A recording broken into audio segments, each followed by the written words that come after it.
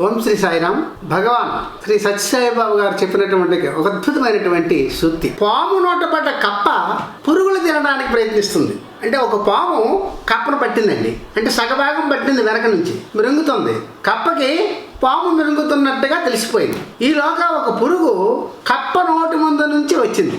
పాము నోట పడ్డ కప్ప ఆ పురుగుని తినడానికి ఆపని నోరు చాపుతుంది. ఈ కప్పను పట్టిన పాముని కొంత దూరంలో ఒక నెమలు చూస్తుంది.